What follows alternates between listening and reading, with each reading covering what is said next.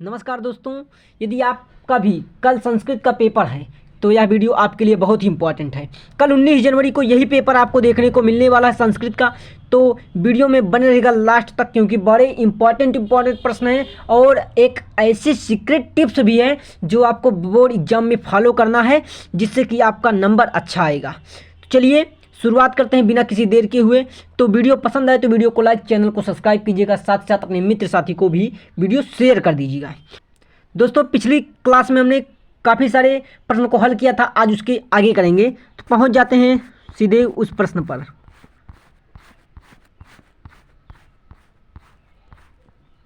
चलिए अब यहाँ से हमारा प्रश्न शुरू होता है। दोस्तों प्रश्न है कि प्राचीन काल में प्रजातंत्र किस रूप में था? विकसित, अविकसित, अर्धविकसित या बीज रूप? तो प्राचीन काल में प्रजातंत्र कैसा था? तो प्राचीन काल में जो प्रजातंत्र था वो क्या था? अर्धविकसित था। वो अर्धविकसित था। प्राचीन काल में प्रजातंत्र अर्धविकसित था। अगला प्रश्न देखते हैं। अगला प्रश्न है कि किस शासन व्यवस्था में आधिकारिक योग्यता प्राप्त करना सबों का उद्देश्य होता है? प्रजातंत्र, कुल तंत्र, अधिनायक तंत्र या फिर राजतंत्र? तो देखिए किस शासन व्यवस्था में आधिकारिक योग्यता प्राप्त करना सबों का उद्देश्य होता है। तो इसका राइट आंसर जो हो जाएगा वो हो जाएगा सी ऑप्शन, अधिनायक तंत्र। ठीक, अगला प्रश्न देखते हैं। अगला प्रश्न है कि प्रजा की आवश्यकता को प्रत्यक्ष रूप से कौन जानता है? पदाधिकारी, राजा, जनप्रतिनिधि या फिर सेना? तो देखिए प्रजा की आवश्यकता को जो प्रत्यक्ष रूप से जानता है वो होता है राजा। राजा ही प्रजा की आवश्यकता को प्रत्यक्ष रूप से जानता है। अगला क्वेश्चन है कि जिस प्रकार बूंद बूंद से जल के गिरने से घड़ा भर जाता है उसी प्रकार से किसकी वृद्धि होती है? विद्या की, दया की, माया की या फिर काया की? दोस्तों जिस प्रकार बूंद बूंद से गिरने से घड़ा भर जाता है उसी प्रकार वृद्धि होती है। किसमें वृद्धि होती है? वो होती है डी ऑप्शन, इसका होता है काया में। उसी प्रकार काया में भी वृद्धि होती है, धीरे धीरे वृद्धि होती है। ठीक, अगला प्रश्न हमारा क्या है? वसुंधरा का क्या अर्थ है? पृथ्वी, समुद्र, पर्वत या फिर आकाश? तो वसुंधरा का जो अर्थ है वो है पर्वत। क्या है? पर्वत। अगला प्रश्न देखते हैं। अगला प्रश्न हमारा क्या है? अगला प्रश्न है किसका फूल सुगंधित होता है? किसका फूल सुगंधित होता है? आंवला का, बेल का, नीम का या फिर अदरक का? तो किसका फूल सुगंधित होता है? तो देखिए इसका राइट आंसर हो जाएगा ए ऑप्शन, आंवला। आंवला का फूल जो होता है सुगंधित होता है। अगला प्रश्न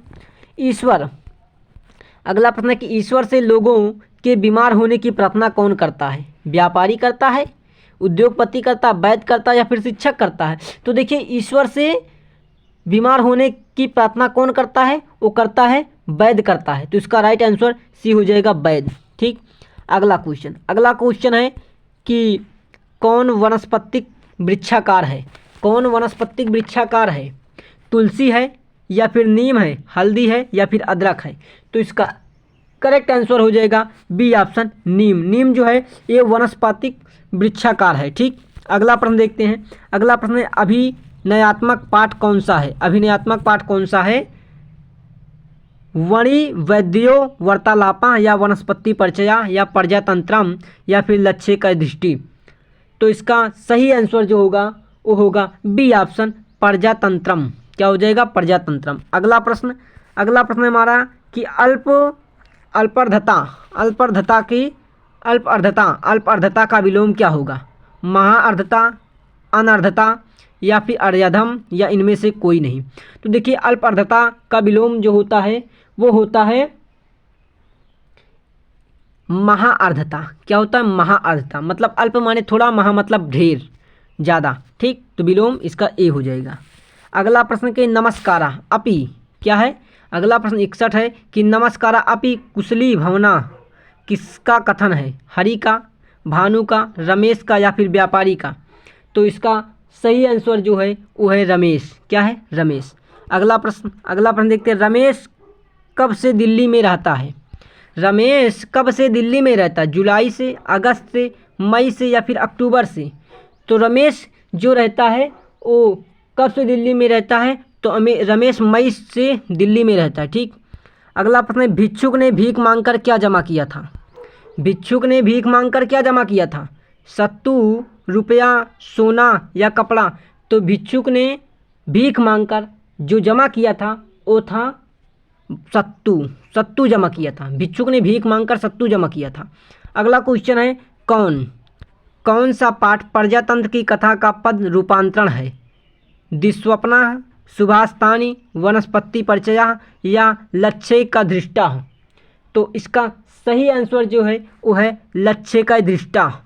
ये पाठ जो है ये पंचतंत्र कथा का रूपांतरण रूप है। ठीक। अगला प्रश्न उन्नति का है, उन्नति की कामना करने वाले व्यक्ति को क्या करना चाहिए? आलस करना चाहिए, क्रोध करना चाहिए, उद्यम करना चाहिए या लोभ करना चाहिए? तो उन्नति की कामना करने वाले व्यक्ति को उद्यम करना चाहिए। क्या? उद्यम करना चाहिए, उद्यम। अगला प्रश्न है कि दिवास्वप्ना पाठ में विप्र किसकी कामना करता है? दुर्भिक्ष की, पिपांडा की या गौ सेवा की या अश्व सेवा की? तो दिवास्वप्ना पाठ में जो विप्र कामना करता है वो करता है विपंडा की। अगला प्रश्न है, चतुसलम भवनम की कामना कौन करता है? विप्र करता है, राजा करता है, मंत्री करता है, सचिव करता है? तो इसका राइट आंसर जो हो जाएगा वो हो जाएगा विप्र। ये विप्र करता है। ठीक। अगला प्रश्न देखते हैं। अगला प्रश्न है, पंचतंत्र के क्या है? पंचतंत्र के रचयिता कौन है? पंचतंत्र के रचयिता कौन है? अमर शर्मा है, शिव शर्मा है, विष्णु शर्मा है या गणेश शर्मा? तो इसका राइट आंसर हो जाएगा विष्णु शर्मा। विष्णु शर्मा ने पंचतंत्र को लिखा है। ठीक। अगला प्रश्न है हमारा कि अपरिच्छारतारक किस ग्रंथ का एक भाग है? महाभारत का है, रामायण का है, पंचतंत्र का या नीति शतक का है? नीति शतक का है। तो इसका सही आंसर क्या हो जाएगा? हो जाएगा नीति शतक। डी ऑप्शन बिल्कुल करेक्ट हो जाएगा, नीति शतक। अगला प्रश्न देखते हैं। अगला प्रश्न है, पहलवी भाषा क्या है? पहलवी भाषा में अनुदित पंचतंत्र किस शताब्दी की उपलब्धि है? पहली, तीसरी, चौथी या सातवीं? तो इसका करेक्ट आंसर जो होगा वो होगा ए ऑप्शन, पहली। ठीक। अगला प्रश्न देखते हैं, डॉक्टर राजेंद्र प्रसाद। अगला प्रश्न क्या है? डॉक्टर राजेंद्र प्रसाद किस राज्य के निवासी थे? बंगाल के, महाराष्ट्र के, बिहार के या फिर गुजरात के? तो डॉक्टर राजेंद्र प्रसाद जो थे वो थे बिहार के निवासी। क्या थे? बिहार के निवासी थे। अगला प्रश्न है, डॉक्टर राजेंद्र प्रसाद का जन्म 1917 में ईस्वी में चंपारण आंदोलन में किसके संपर्क में स्थापित हुआ?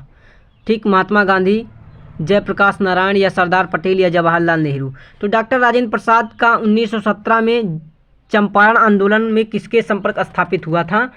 वो हुआ था महात्मा गांधी के साथ। ठीक। महात्मा गांधी के साथ संपर्क हुआ था। ठीक। अब अगला प्रश्न देखते हैं। तो अगला प्रश्न हमारा क्या है? डॉक्टर राजेंद्र प्रसाद ने कितनी बार राष्ट्रपति पद को सुशोभित किया?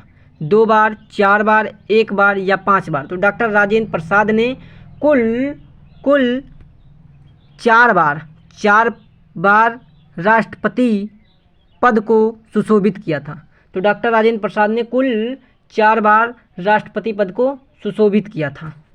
अगला प्रश्न क्या है? अगला प्रश्न है, भोजन से किसका पता चलता है? भोजन से किसका पता चलता है? वाणी का, मन का, शरीर का, प्राण का? तो इसका सही आंसर हो जाएगा सी ऑप्शन, शरीर का। भोजन से शरीर का पता चलता है। ठीक। अगला प्रश्न है कि पठित क्या है? पठित पाठ से आधार पर विद्या से कौन वंचित होता है? पठित पाठ के आधार पर विद्या से कौन वंचित होता है? लोभी वंचित होता है या फिर क्रोधी या आलसी या फिर उद्यमी? तो इसका करेक्ट आंसर जो होगा वो होगा बी ऑप्शन, क्रोधी। क्रोधी जो होता है वो विद्या से वंचित रह जाता है, ये पठित पाठ के आधार से। ठीक। विद्या से वंचित रहता है कौन? क्रोधित रहता है। मौतिकतम क्या है? मौतिकतम किस पशु में पाया जाता है? हाथी में, घोड़ा में, गाय में या फिर सिंह में? तो मौतिकतम जो पाया जाता है वो किस पशु में पाया जाता है? तो इसका सही आंसर हो जाएगा ए ऑप्शन, हाथी में। हाथी में क्या पाया जाता है? मौतिकतम पाया जाता है। ठीक। अगला प्रश्न है जो है हमारा, नीति मानव क्या है? नीति मानव को कहाँ ले जाती है? सत्य पथ पर, निंदित मार्ग पर, कुपथ पर या फिर अनीति मार्ग पर। तो नीतिमानों को जो ले जाती है वो ले जाती है सत्य पथ पर। कहाँ ले जाती है? सत्य पथ पर ले जाती है। अगला प्रश्न देखते हैं। अगला प्रश्न है कि निरंतर उद्यम करने से किसकी प्राप्ति होती है? सफलता की, असफलता की, निंदा की या फिर क्रोध की? निरंतर उद्यम करने से सफलता की प्राप्ति होती है। ठीक, अगला प्रश्न देखते हैं। अगला प्रश्न की धनागम क्या है? धनागम का स्रोत निम्नलिखित में से कौन सा है? विद्या है, आलस है, क्रोध है या फिर मोह है? तो देखिए धनागम का स्रोत जो है वो है विद्या से। किससे है? विद्या से है। धनागम का स्रोत जो है वो नहीं, धनागम का जो स्रोत है वो धनागम का स्रोत जो है क्रोध से है, विद्या से नहीं है। विद्या नहीं है, क्रोध। क्रोध सी ऑप्शन इसका बिल्कुल करेक्ट हो जाएगा। चलिए अगला प्रश्न देखते हैं। अगला प्रश्न क्या है हमारा? उपहास क्या है? उपहास का पात्र कौन बनता है? भविष्य की असंभव कल्पना करने वाला, विद्वान बनता है, अज्ञानी बनता है या फिर लोभी बनता है? तो उपहास का पात्र बनता है जो वो है विद्वान। विद्वान जो होता है ये उपहास का पात्र बनता है। अगला क्वेश्चन है कि मंजरियों से अलंकृत किसे कहा जाता है? अदरक, नीम, तुलसी या फिर बेल? तो इसका सही आंसर हो जाएगा बेल। बेल को क्या कहा जाता है? मंजरियों से अलंकृत कहा जाता है। ठीक, अलंकृत कहा जाता है। भिक्षुक का क्या नाम था? भिक्षुक का क्या नाम था? ये क्वेश्चन है कि भिक्षुक का क्या नाम था? कृपाण या स्वभाव कृपण या आकृपण या फिर कृपालु? तो इसका सही आंसर जो होगा वो हो जाएगा स्वभाव कृपण। ठीक, अगला प्रश्न देखते हैं। अगला प्रश्न है दवा का पर्यायवाची शब्द निम्नलिखित में से कौन सा है? भेषज, हवा, जल, अग्नि? तो दवा का जो पर्यायवाची है वो दवा का पर्यायवाची है जल है दवा का पर्यायवाची। ठीक, अगला प्रश्न देखते हैं। विदुर नीति ग्रंथ क्या है? विदुर नीति ग्रंथ किससे संबंधित है? नीति से, अनीति से, कुरीति से या स्वाधीनता से?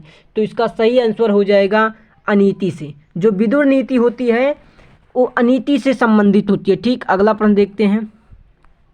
अगला प्रश्न है 85 नंबर कि जनता के सुख की अवधारणा किस शासन तंत्र की विशेषता है? प्रजातंत्र की, राजतंत्र की, निरंकुश तंत्र की या अधिनायक तंत्र की? तो इसका करेक्ट आंसर जो हो जाएगा प्रजातंत्र। ठीक, प्रजातंत्र। अगला प्रश्न देखते हैं कि विप्र को गाय की प्राप्ति कैसे होती है? बकरी बेचकर, घोड़ा बेचकर, हाथी बेचकर या फिर सोना बेचकर? तो विप्र को गाय की प्राप्ति जो होती है वो होती है हाथी बेचकर। क्या बेचकर? हाथी बेचकर। अगला प्रश्न देखते हैं। तो अगला प्रश्न हमारा क्या है?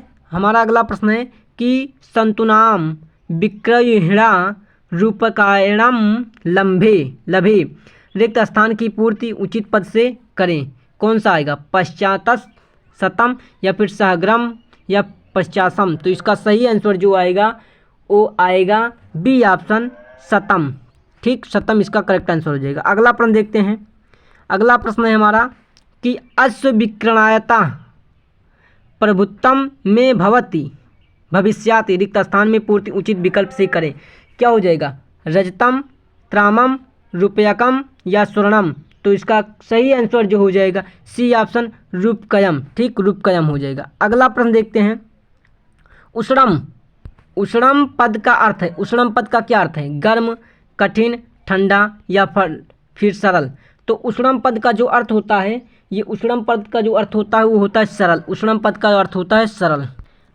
अगला प्रश्न है हमारा मृगा संगम अनुजवांति रिक्त स्थान की पूर्ति उचित पद से करें। क्या आएगा? अश्वो, गजय, मृगय या फिर ससयका? तो इसका सही आंसर जो आएगा सी ऑप्शन मृगय। ठीक, अगला प्रश्न देखते हैं। अगला प्रश्न क्या आएगा हमारा? अगला प्रश्न है पर्णत्रयामी शाखा किस वनस्पति के लिए प्रयुक्त होता है? बेल के लिए, आंवला के लिए, नीम के लिए या फिर तुलसी के लिए? तो इसका सही आंसर हो जाएगा ए ऑप्शन बेल के लिए। ठीक, अगला प्रश्न देखते हैं। अगला प्रश्न है 92 अनर्थ हांति रिक्त स्थान की पूर्ति उचित विकल्प से करें। विनाया, क्षमा, पराक्रमा, आचारम? तो इसका सही आंसर क्या होगा? तो इसका सही आंसर हो जाएगा डी ऑप्शन आचारा। ठीक, अगला प्रश्न देखते हैं। अगला प्रश्न है जरा रिक्त स्थान की पूर्ति उचित पद से करें। क्या आएगा? प्रणान या फिर रूपम या श्रियम या फिर वृत्तम। तो इसका करेक्ट आंसर जो हो जाएगा ए ऑप्शन प्रणान आएगा। क्या आएगा? प्रणान। अगला प्रश्न देखें तो अगला प्रश्न हमारा क्या है? अगला प्रश्न है कि अगला प्रश्न है कि मानव प्रश्नाति रिक्त स्थान की पूर्ति उचित पद से करें। क्रोधत, समम होत या स्मृत भरसंत या फिर बुद्धिनाशत। तो इसका करेक्ट आंसर जो होगा बी ऑप्शन समामोहत। क्या होगा? समोमोहत। ठीक। अगला प्रश्न देखते हैं। अगला प्रश्न है कि विद्या, क्या विद्या विवादाय रिक्त स्थान की पूर्ति उचित पद से भरें। सजनस्य, मूर्खस्य, खलस्य, विदुषा। तो इसका करेक्ट आंसर हो जाएगा डी ऑप्शन विदुषा। तो ये क्या हो जाएगा? विदुषा विद्या विवादाय। ठीक। अगला प्रश्न देखते हैं तो अगला प्रश्न क्या है? अगला प्रश्न हमारा वर्तमान काल बोधक कृदंत प्रत्यय निम्नलिखित में से कौन सा है? अनियर, कत्वा या श्रित या फिर तुमनु। तो इसका सही आंसर जो होगा सी ऑप्शन श्रित। क्या होगा? श्रत। ठीक। अगला प्रश्न देखते हैं। अगला प्रश्न हमारा बाल कदम विद्यालयम डाट रिक्त स्थान की पूर्ति उचित पद से करें। गच्छासि, गच्छताम, गच्छता या गच्छाति। तो इसका सही आंसर जो होगा ए ऑप्शन गच्छासि। बाल कदायम विद्यालयम गच्छासि। ठीक। अगला प्रश्न देखते हैं तो अगला प्रश्न हमारा डाट बालिका उदाने भ्रमंती रिक्त स्थान की पूर्ति उचित विकल्प से करें। चत्वारा, चत्वारी, चत्रता, चतुराः। तो इसका सही आंसर जो होगा वो हो जाएगा डी ऑप्शन चतुराः बालिका उद्याने भ्रमंती। ठीक। अगला प्रश्न हो जाएगा हमारा है कि परिहासा शब्द का अर्थ है मजाक, प्रसन्नता, संभाषण या फिर मिथ्या प्रवचन। तो इसका सही आंसर जो होगा सी ऑप्शन सत्य संभाषण। ठीक। सत्य संभाषण। अगला प्रश्न देखते हैं। अगला प्रश्न हमारा 100 नंबर क्वेश्चन है डाट नमः रिक्त स्थान की पूर्ति उचित पद से करें। सरस्वती, सर्वसतीम, सरसत्वय या सरसत्वा। तो इसका करेक्ट आंसर जो होगा ए ऑप्शन सरस्वती। तो क्या हो जाएगा? सरस्वती नमः। ठीक। तो ये हमारे 100 MCQ हो गए। अब आगे देखते हैं तो आगे हमारा क्या होता है? खंडवा। यहाँ से देखिए खंडवा देखने को मिलता है हमें। खंडवा विषय वस्तुनिष्ठ प्रश्न होते हैं तो इसको भी देख लेते हैं कैसा प्रश्न रहता है। ठीक। देखिए पहला प्रश्न क्या है? अधोलिखित प्रश्न में से किन्हीं 8 प्रश्नों के उत्तर दीजिए। ठीक। और 16 अंक का ये प्रश्न है। ठीक। टोटल तो किन्हीं 8 प्रश्नों का आंसर देना है। पहला प्रश्न क्या है? सभी मेढक लघुकाय मेढक कहाँ उपहास क्यों करते थे? सभी मेढक लघुकाय मेढक का उपहास क्यों करते थे? दूसरा प्रश्न है कि जीवन में आगे बढ़ने के लिए क्या करना चाहिए? तीसरा प्रश्न है डॉक्टर राजेंद्र प्रसाद की शैक्षणिक उपलब्धियों पर प्रकाश डालें। और चौथा प्रश्न है कि डॉक्टर राजेंद्र प्रसाद ने 1934 ईस्वी में भूकंप पीड़ितों की सहायता कैसे की थी? ठीक। और अगला पांचवा प्रश्न है कि सज्जन व्यक्ति की विशेषताओं को लिखिए। सज्जन व्यक्ति क्या होते हैं इसकी विशेषताओं को लिखना है। अगला प्रश्न है कि क्या है? स्वभाव कृपाण घड़े की सत्तू से क्या क्या करना चाहता था? अगला है कि स्वभाव कृपाण विप्र को चंतुसाल भवन की प्राप्ति कैसे होती है? कहाँ का नाम मात्र की प्रजातंत्र व्यवस्था होती है? ठीक। अगला प्रश्न है कि प्रधानमंत्री क्या है? अगला में प्रधानमंत्री का पद प्रजातंत्र में क्यों महत्वपूर्ण है? अगला है कि त्रिदोष कौन कौन है? अगला प्रश्न है मानव शरीर पर औषधि कैसे असर करती है? और अगला प्रश्न क्या है? अगला प्रश्न है पंचतत्व का वर्णिम विषय क्या है? और ये अगला प्रश्न है कि जन सामान्य में वैद्य के संबंध में कौन सी भ्रांति प्राप्त है? और अगला प्रश्न कौन कौन